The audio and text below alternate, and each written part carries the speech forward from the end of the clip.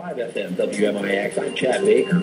Joining me at this time is Austin Kastl. He is an aspiring author and has already published 2 books here just within the last 12 months. And he is originally from the Effingham County area, now lives in Greenville, makes his time there as a teacher in the Greenville, is it Greenville or Bond County School District? It depends. Well, it's the Bond County School District, but most people just call it Greenville High School. It's quite a mouthful to say. Bond County Community Unit 2. Sure. Either way, most people know what we're talking about. Sounds good. Well, we'll go with that then. So, but anyway, Austin, thanks for joining us today on the SI Insider, and it's good to talk with you once again after all these years. Yeah, thanks for having me on. Yes, and of course, we go way back as former work partners at a music store in Effingham back in the early 2000s, and even before that as former mobile DJs in the area. And of course, lives kind of go parallel for a while, and then the fork in the road sends you in different directions. And you've taken a direction that's led you in the field of English as a teacher, and now as a writer. First, let's talk a little bit about the history of that. You've always had a love for science fiction. You've had a love for artwork, and that has really come together here in a nice little career for you on the side. Yeah, and even when we were DJing and working at the disc jockey later, what is it, FYE? FYE, yeah. Even during that time, I was writing and coming up with stories, and I was an only child for 12 years, so I had to entertain myself. And so I'd create stories, usually outside while I'm playing as a child. And then I would come in and I would draw pictures of them, and I would write a story, a plot line, usually in some sort of like comic book form. Mm-hmm. And there's always been one, I guess, character or one kind of story that's been with me the whole time that has continued to evolve. And I would revamp it over and over again. It's always in the back of my mind. It's a Link story, but the story that is published in the first 2 books is, as you can imagine, quite different than the story and the characters when I was 10 years old. Sure. They definitely changed as I have changed. Very good, very good. Now, and anybody that's hearing the name of the book, Severing Link, which was the first book, and of course the new one, Missing Link, we want to put the disclaimer out there, not linked to Legend of Zelda, is it? No, it's not. Now, there's another reason for the link, and I think in both titles, the first one, Severing Link, and the second, Missing Link, there's a bit of a pun in it as well. Mm-hmm. And you really have to get through a good chunk of the book before you realize what the play on words is. Very good. Now, let's start with the first book. It's been out since October. It introduces us to all these different characters in the town of New Pearly. It starts off with Damon Kamano. He's the primary character here that we follow, but then we come to know a lot of other characters here. Take us through some of the characters here and how they tie together. Sure. It does revolve around Damon Kamano, although there isn't really a central protagonist or hero. It's spread out a little bit more. But Damon Kamano is a young man working in insurance, and he has a brother named Eric Kamano who had been in the military for a while. And Eric has just gotten released and is trying to build a life with his fiancée, Jen Lawson, who's a police officer in New Pearly. New Pearly, by the way, is this metropolitan area on the East Coast. Haven't really stated, what state it would be in, but you can imagine probably around Virginia, possibly, maybe a little bit more north. It's not terribly crucial, but just knowing it's on the East Coast is good enough. Sure. They start, both Damon and his brother Eric start experiencing different coincidences, and that pushes them on each a quest of their own, and their quest, trying to figure out why these coincidences are occurring, lead them back to each other, and they realize that the coincidences are connected. And through those coincidences, they are introduced to another character named Timothy Moreland, who was an ex-science professor at the New Pearly University. And then we start seeing, his role in all of this as well. The last character of the first book that is pretty important, but you don't really realize it until the end, is this little girl named Kimberly Stoneley, who is the daughter of the Dean of Science at that very same university that Tim Moreland worked at. And she keeps popping up peripherally over and over again, and she's this very curious girl that asks all these unusual questions as children do because they're highly inquisitive. And you keep asking yourself all the way through the book, like, what is she? Why does she keep popping up? What is her role? And then at the end, you see it blossom, and that's pretty much where the first book ends. And you have to pick up the second one to figure out how her journey is going to continue. Very good. Spending time with Austin Kastl, author of Severing Link and a new book, Missing Link. And let's get into that, Austin. Just here in the last couple of weeks that this book has come out, it's the second in what will end up being a trilogy here. And you had to rush to kind of meet a deadline with being able to release the book there. It was kind of self-imposed, but also kind of ties in with a recurring number there. Tell us a little bit about that. Right, yeah. When I was asked when I would release the second book, I just said the summertime.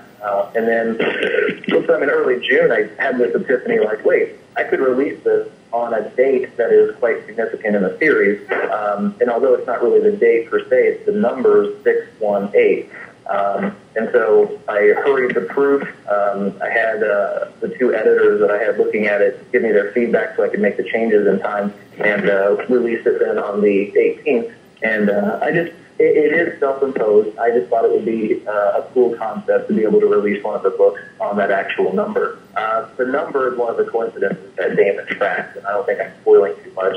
Within the first chapter of the first book, he's seeing this number everywhere, and he tries to figure out why he keeps seeing this number. And it's when he figures out the reason for it, it's quite profound, and it completely flips everything he's thought about the world on its head. And that motif of 618 will continue in the second book too. Not that there's going to be a lot of new revelations about the number, but you're going to see a new level of how that number kind of exists underneath everything. So, yeah, I thought it was a cool idea, and I'm glad I got it out in time. Now, is there a tie-in with the area code for 618, or is that totally just coincidental? Maybe. Okay. Well, hey, we'll go. Hey, I can tell you, when I talked to some of my friends and those who have read the book and brought the number up, that is probably the single most repeated thing that they'll say. They'll say, oh, 618 is like the area code of, a good chunk of Southern Illinois. And I go, yeah, that's not the important part, though. Sure. There's something else about it, and it's just interesting that it's also the area code of Southern Illinois. So there is something else to it. It wasn't picked solely for that reason. Right. Just kind of an Easter egg of an idea there that kind of maybe gives a small shout out to that. But in the grander scheme of things, definitely there's some bigger things that it indicates in the story. Correct. Yeah. Very good. Now you just released the book. For the first book that you had, you did some reading parties. You did a little bit of a tour. What do you have cooking up for the new book? So for the first book we did, I've seen book readings in the past and heard about them, where, the author would just read from the book. And for me, that seems kind of boring. I don't know. And so I was like, how can I spice it up a little bit? And so I asked my friends to join me, and each friend would have a certain part. I would read the narration, and they would read the dialogue. Sure. And it would be kind of a dramatic rereading. And we did that a couple times, and then we also added some local talent to play music in between sections, just to kind of make it an event instead of just me reading out of a book like a story time. For the second book, I'd like to continue doing that. And one thing that I haven't done yet is I'd like to be able to hit some libraries and do maybe some of those dramatic readings with the libraries or work something out with those libraries. I'm trying to find new ways to advertise using social meid door hangers, like any idea that I can think of that can get the word out. Sure. And then there's also, I'd really like to get anyone who's read it be involved in a promotion too. And I was thinking of certain things like maybe take a picture of you reading the book and we'll post it on the website. I'll pick one at random to win a prize or something like that. So I'm still working on those ideas right now. You bring up the magic word website. Folks can go to severinglink.weebly. That's Weebly with two E's, WEEBLY.com. And I checked it out before we did the interview, and you have a blog on there. You got some of the artwork that it's inspired the story. You have a little bit of a bio of yourself, and it seems like it's a pretty cool little website that you have for the books. Thanks. Yeah, it's just before I published the first book, I talked to a few others who have published books, either through publishing companies or through self-publishing like I did. Mm-hmm. And they gave me plenty of ideas about how to market. And one of the things they said, of course, is to create a website, create a digital presence. So created that website, and then also got an author page on Facebook. So you can type in Austin Kastl, and you can see the author page and like the page. That's a really good way to keep up with current events and things like that. So it's really good, and the author page, especially on the Facebook page, well, and the website as well, is a good way for me to connect with readers who I might not be able to connect with otherwise. For example, as you stated before, I'm a teacher, and it's really frowned upon to have Facebook pages for friends that are students. That it's a conflict of interest to be the teacher, and then but also have a friend on the Facebook page. But through the author page, the people who come to your Facebook author page, they're not friends. They just click like, and then they kind of follow you, almost like on Twitter. Right. So it's just another way for me to be able to disseminate all the information to people that otherwise they may not be able to. Very good. Now, the books, they're written with the science fiction slant. Is this something that is strictly for that sci-fi crowd, somebody that may be into that type? Or is this something that's written to where anybody can just pick it up and really get involved with it and really know what's going on? It's really hard for me to answer that question because it's hard for me to be objective about it. Sure. I've asked other people their take on it, and so I can only kind of speculate. One person I talked to said it's like cold fiction, or cold science fiction, which is to say there are science fiction elements, but it's very much grounded in reality and day-to-day life. Oh, okay. And I had that in mind, too, and I use the analogy of Ghostbusters, one of my favorite movies of all time. Sure. Where it starts out, of course there are ghosts and things, that's supernatural, but, I mean, at the very beginning they're talking about third mortgages and the EPA, breathing down their necks, all very banal, kind of everyday things that they have to go through. And by the end of it, there's this walking Stay Puft Marshmallow Man, and somehow, from the beginning to the end, you just accepted it, said, okay, I'm on board. Sure. That's what I wanted to do with the first book. I wanted to start from a place of banality and then slowly integrate those science fiction elements so that by the end I can say something completely off the wall, but because of those baby steps, you just say, I get it. I'm okay with it. So, there are scientific elements. There's a little bit of discussion of time travel, not saying that occurs, but there's an element there that you have to be aware of.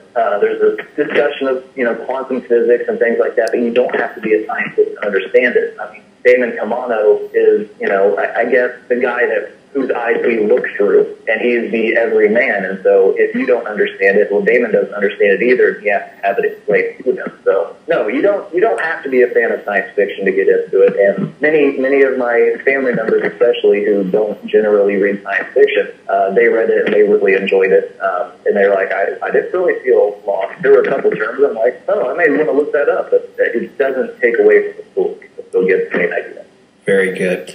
Now, we're running out of time here, Austin, but I do want to, before we go, give our listeners an opportunity to find out where they can find the book at this time. You did mention that you'll do some readings, and you do sell them at your readings, correct? Correct, yeah. And you can buy it from me firsthand. The easiest way is probably just to go to Amazon.com. Oh, okay.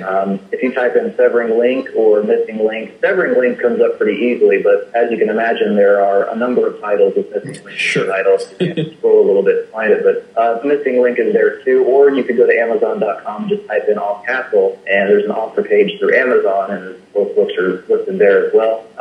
You can also go through the Facebook author page. There's a link to it there, as well as severinglink.weebly.com. There's also a link there. Sounds great, and that is Kastl for those that are curious and maybe typing in the word Kastl. The ongoing joke is that I became an English teacher because my last name is misspelled, and so there's a bit of irony in that. You think it would be Kastl, but no, it's Kastl, some German name. There we go. Well, Austin, thanks for the time. What we'll do is hopefully we can catch up down the road a little closer to the time that maybe you have the third one written, or maybe you're getting ready to release it. And which you mentioned that with us just putting out the second one, that you'll probably take a little bit